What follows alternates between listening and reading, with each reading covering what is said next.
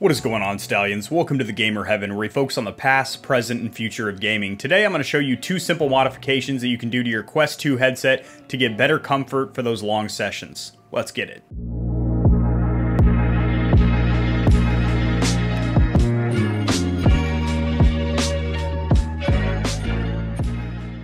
Alrighty guys, over here at the Stormtrooper desktop, if you're new to the channel, welcome aboard. This is where we do our unboxings, custom controller and PC builds, and a whole lot of other fun stuff. So I have the Oculus Quest 2 right here. Fantastic headset, especially for the price. It's absolutely awesome. Link below is my initial review of this awesome headset. Can't say enough good things about it. I can try, but I won't be successful.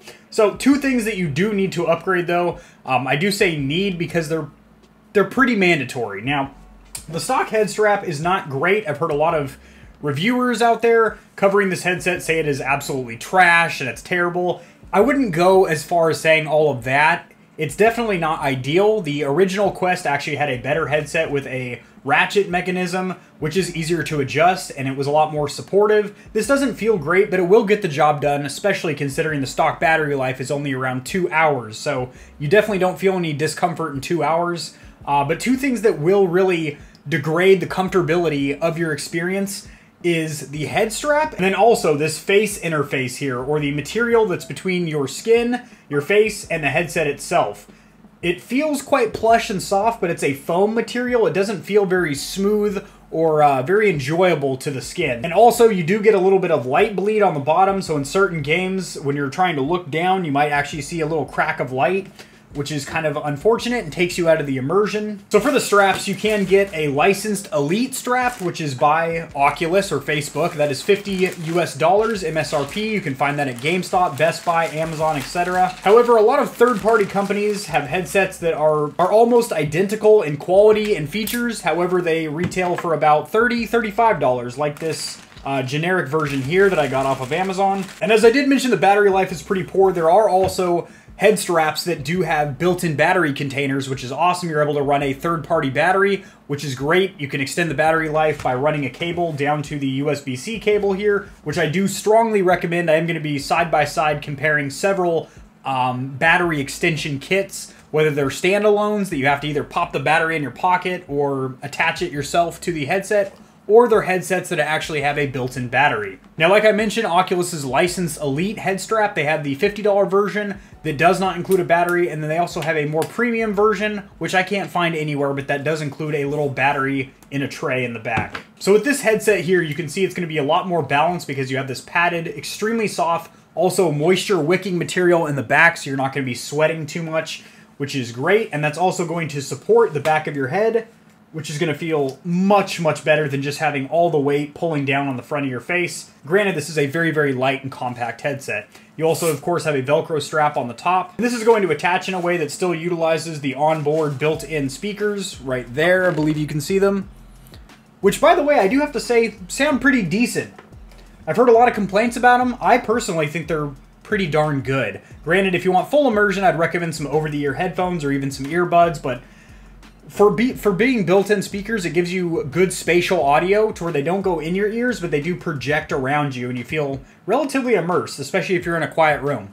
All right, so first things first, we're going to go ahead and uninstall this stock strap, which you just pop off like that. Very easy. Kind of just pry it off. Bam.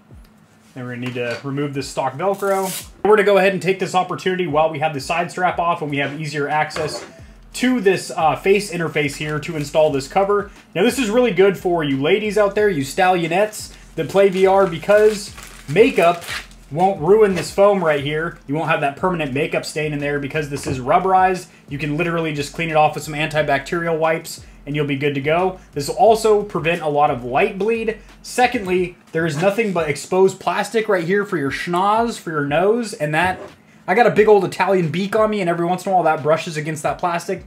Doesn't feel too great, ladies, let me tell you that. This thing right here, though, is a very smooth, silky rubber material, which will be a lot more comfortable for your nose. And this does come in several different colors. I chose white because, well, it goes with the cosmetics, the white appearance of the Oculus. But more importantly than that, the white is actually going to reflect a lot of the light from inside the headset and basically prevent even further light bleed, which is really awesome.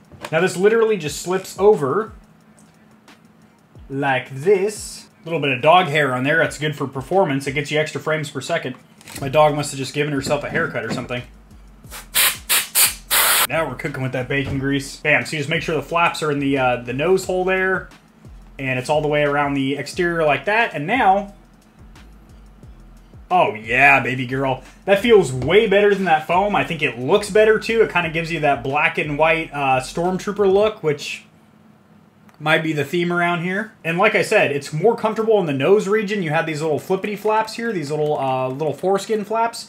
And yeah, it's also much easier for cleaning too, because you're probably going to be sweating if you're playing something like Beat Saber where you're swinging around. Like I said, good for you ladies. Good for you gentlemen too. I mean, shoot. So to install the new backstrap, you're going to ratchet this to the left to loosen it, or counterclockwise. And then you are going to put the corresponding sides on, like this. And they are labeled R for right, L for left. You can't mess it up. If anybody can find a way to do it, I will, but I think we got this thing. Now it is a little bit tricky. You need to pinch these side tabs, and they are a little bit brittle or hard to push in, but you want to push those in and snap it into place. Awesome, awesome. Same thing on the left side. Have this little hole. It's going to line up with that hole like that. All the holes are getting filled. Now you're going to snap these on the same way we took off the stock ones. Also, I forgot to mention, you might want to fully power down your headset because you are probably going to be accidentally hitting the volume buttons and the side button stuff. Not to mention, once your fingers are sensed by the actual headset, it's going to turn on. Where's all this hair coming from? All right, now you're going to attach the top head strap, which in order to do this, you will need to detach the front face piece, which just pops out. Set this aside for now. All right, sweet. Strap her down. Now I'm going to go ahead and drop the face piece back in. You're going to hear it snap into place in 4 corners, like that. Nice satisfying click. Now, I'm going to strap it on my noggin and adjust this thing. You want to get it on the crown of the back of your head, ratchet it in. And between the face... So I have to pass through right now so I can see you guys just fine. So, between the actual interface with your face feeling a lot smoother to the touch and then also a lot more support in the back of your head, this feels a whole heck of a lot more comfortable than the stock experience. Not that the stock experience is necessarily bad, but this is that much better. You know, for $10 for the interface and then another $30 for the head strap, and you have a completely better feeling headset. So all in all, highly recommend both these modifications. Very cheap, very easy to install, and make a world of difference for your Oculus Quest 2. If you enjoyed this video, it was informative and entertaining, liking the video helps it get seen by more people, which in turn helps me to grow my little channel, which I greatly appreciate. Subscribe for more content like this around the Quest 2, and I'll see you guys in the next video. Peace.